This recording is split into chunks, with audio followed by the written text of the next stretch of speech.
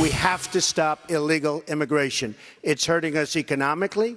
It's hurting us from every standpoint. We have no choice if we're going to run our country properly and if we're going to be a country. Come on, folks. We all know you can't pick them up and ship them back across the border. It's a silly argument. It's not an adult argument. It's not embracing American values, and it would tear communities apart. And I will say, for those of us who believe people ought to come to this country legally and we should enforce the law, we're tired of being told it's anti-immigrant. It's offensive. Illegal immigration wreaking havoc all across America, but also on the Republican field, as you can see. Joining the panel now from Real Clear Politics is Rebecca Berg. Okay, so Trump's plan may actually be compassionate.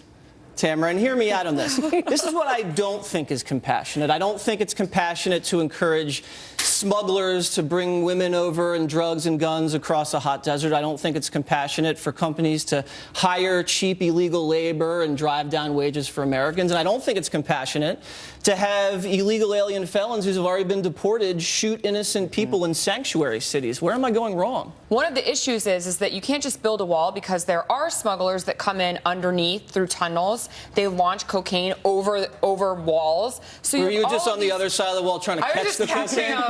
Like a catapult? It's just lined right up. I mean, it is the University of Arizona. They called me the kilo catcher. That's good. No. But there's different issues. You have felons, you have drugs, but you have people who also want to work here, and they want to work here illegally. You can't just build a wall and then send everybody back that came here as a kid that speaks English. It doesn't make sense. Well, I mean, if Hillary's elected, we might not even have to deport the illegals. They might go on their own because there's not going to be any jobs.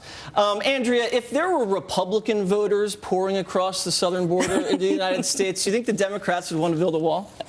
Probably not, but I think that's what Rubio and others are hoping, that they can turn them into Republican voters, just like the kilo catcher to my left, figuratively and literally, wants to turn them into Democratic voters. For the record, everyone here is legal on Waters World. That's right. Barely legal. And we checked their papers. You did check our papers, although here's the problem, and I think this is for the other candidates, not Trump, and I am sympathetic to the cause. I mean, I'm a first-generation American. I grew up in a restaurant kitchen with a number of immigrants. I speak Spanish.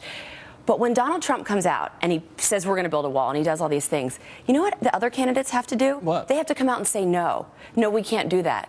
People don't want to hear no. Right. They come from a place of no. So even if his plan isn't maybe as realistic as people want it to be, because I do think a lot of people know this is a problem. Now, I hear a lot of people on the left saying it's mean to break up families. Do you think, Rebecca, they want to adopt the Bill Clinton strategy of going in with a SWAT team with guns pointed and ripping Elian Gonzalez out of the arms of his family members and deporting them back home? Well, is that what they want? You raise a good point in that Hillary Clinton is going to have to grapple with all of the decisions made by her husband on this issue, on immigration reform. We've already seen her have to grapple with his decisions on gay marriage, and it's been very dicey for her because you think of how much has changed in the Democratic Party over the last decade or so, and it's been significant. So that's absolutely a problem for her. But when you look at the Republican Party on immigration right now, what's really interesting to me is that it's such a broad range of viewpoints. And so it makes it very hard for Republicans to make their case on immigration reform effectively and to reach out to the general electorate, and very easy for Democrats to paint with a broad brush and use basically anything Republicans say against them. Well, Hillary has changed her positions. I remember when she voted to fund a border wall when she was a senator, and also I think she was not in favor of illegal aliens having driver's license at one point. That's right. You know, Hillary has changed positions. But listen, before we go away any further, I went to the U.S. Open and decided to ask folks about illegal immigration, and an even more serious question: if Donald Trump were to play Hillary Clinton in a tennis match, who would win?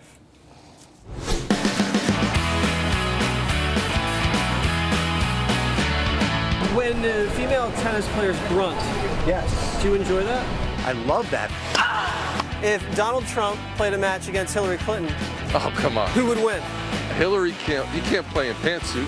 What would happen is Trump would win, but we wouldn't find out about it because Hillary would delete all the emails that would say what happened. Hillary, hands down, she's vicious. Hillary does have a few tricks up her sleeve. Absolutely. She has a secret serve.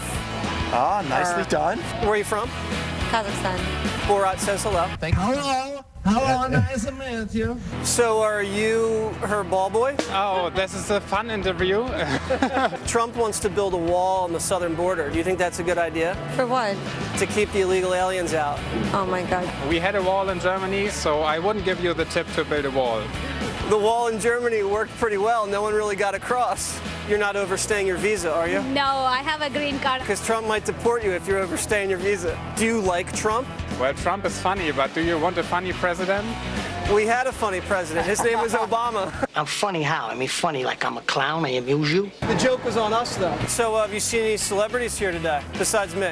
If Hillary and Trump were playing in a match, who would win? You know, I'm smart enough to stay out of that. See, women have wicked backhands. I've lived them myself, so I have to give Hillary a little bit of a nudge on this one. Just nasty backhands. And I think it's about the hips. You know, they're a little wider. They can really get through them.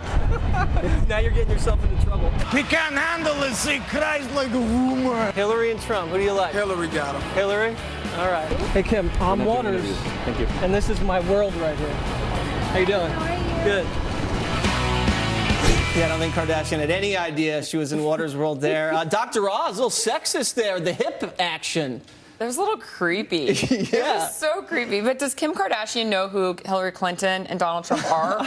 She actually attended a fundraiser for Hillary Clinton recently. Hillary has a selfie with her. That's right, the little Priorities, selfie. people, But does she know that she's running for president? I don't think she knows what she's going to have for lunch tomorrow. In recent years, African Americans have been critical to keeping Democrats in the White House. But are they fired up this year?